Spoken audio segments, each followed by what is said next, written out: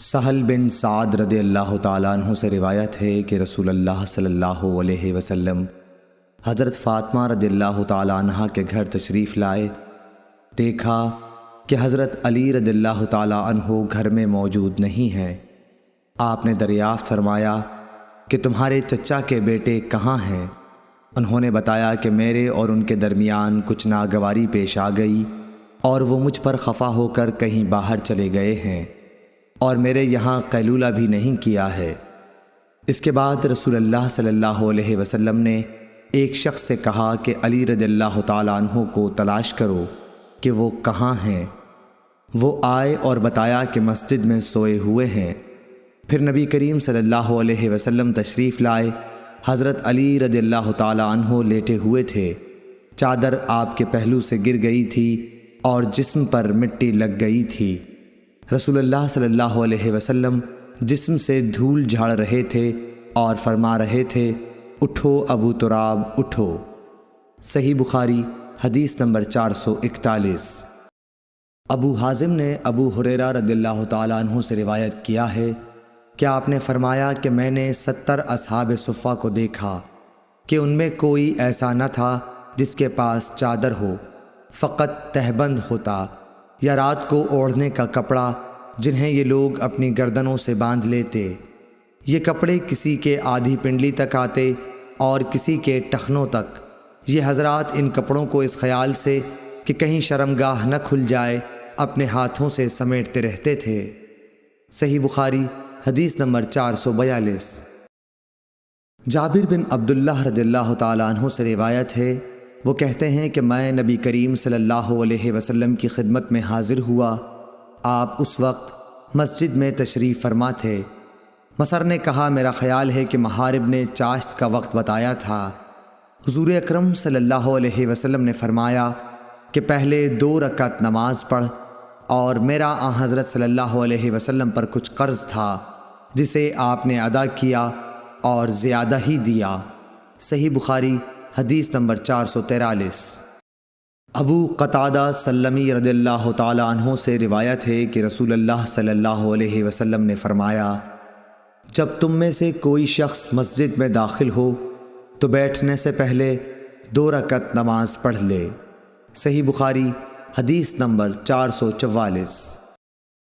ابو ہریرہ رضی اللہ تعالیٰ عنہ سے روایت ہے کہ رسول اللہ صلی اللہ علیہ وسلم نے فرمایا، جب تک تم اپنے مصلی پر جہاں تم نے نماز پڑھی تھی بیٹھے رہو اور ریاح خارج نہ کرو تو ملائکہ تم پر برابر درود بھیجتے رہتے ہیں، کہتے ہیں، اے اللہ اس کی مغفرت کیجئے، اے اللہ اس پر رحم کیجئے۔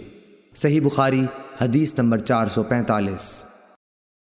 عبداللہ بن عمر رضی اللہ تعالیٰ عنہ سے روایت ہے کہ نبی کریم صلی اللہ علیہ وسلم کے زمانے میں مسجد نبوی کچی اینٹوں سے بنائی گئی تھی۔ اس کی چھت کھجور کی شاخوں کی تھی اور ستون اس کی کڑیوں کے۔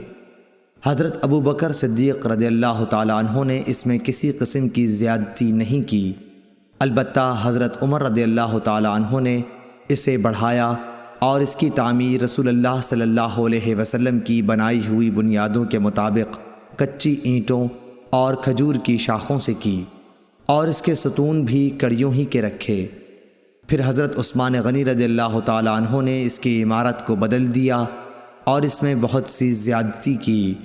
اس کی دیواریں منقش پتھروں اور گچ سے بنائیں، اس کے ستون بھی منقش پتھروں سے بنوائے اور چھت ساگوان سے بنائی۔ صحیح بخاری حدیث نمبر 446۔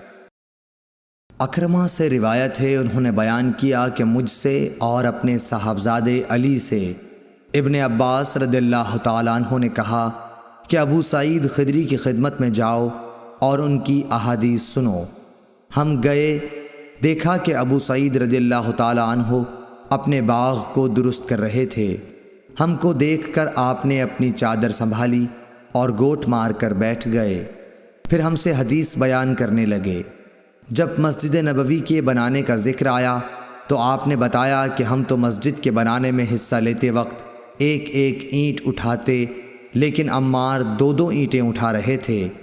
حضرت صلی اللہ علیہ وسلم نے انہیں دیکھا تو ان کے بدن سے مٹی جھاڑنے لگے اور فرمایا، افسوس عمار کو ایک باغی جماعت قتل کرے گی جسے عمار جنت کی دعوت دیں گے، اور وہ جماعت عمار کو جہنم کی دعوت دے رہی ہوگی۔ ابو سعید خدری رضی اللہ تعالیٰ عنہ نے بیان کیا کہ حضرت عمار کہتے تھے کہ میں فتنوں سے خدا کی پناہ مانگتا ہوں۔ صحیح بخاری حدیث نمبر 447۔ سہل رضی اللہ تعالیٰ عنہ سے روایت ہے کہ نبی کریم صلی اللہ علیہ وسلم نے ایک عورت کے پاس ایک آدمی بھیجا کہ وہ اپنے بڑھئی غلام سے کہیں کہ میرے لیے ممبر لکڑیوں کے تختوں سے بنا دے جن پر میں بیٹھا کروں۔ صحیح بخاری حدیث نمبر 448۔ جابر بن عبداللہ رضی اللہ تعالیٰ عنہ سے روایت ہے کہ ایک عورت نے کہا، یا رسول اللہ صلی اللہ علیہ وسلم، کیا میں آپ کے لیے کوئی ایسی چیز نہ بنا دوں جس پر آپ بیٹھا کریں؟ میرا ایک بڑھئی غلام بھی ہے۔ آپ نے فرمایا، اگر تو چاہے تو اس نے ممبر بنوا دیا۔ صحیح بخاری حدیث نمبر 449۔ عبید اللہ بن اسود خولانی نے حضرت عثمان بن عفان رضی اللہ تعالی عنہ سے روایت کیا ہے کہ مسجد نبوی کی تعمیر کے متعلق لوگوں کی باتوں کو سن کر آپ نے فرمایا کہ تم لوگوں نے بہت زیادہ باتیں کی ہیں، حالانکہ میں نے نبی اکرم صلی اللہ علیہ وسلم سے سنا ہے کہ جس نے مسجد بنائی بکیر۔ راوی نے کہا، میرا خیال ہے کہ آپ نے یہ بھی فرمایا کہ اس سے مقصود اللہ تعالیٰ کی رضا ہو، تو اللہ تعالیٰ ایسا ہی ایک مکان جنت میں اس کے لیے بنائے گا۔ صحیح بخاری حدیث نمبر 450۔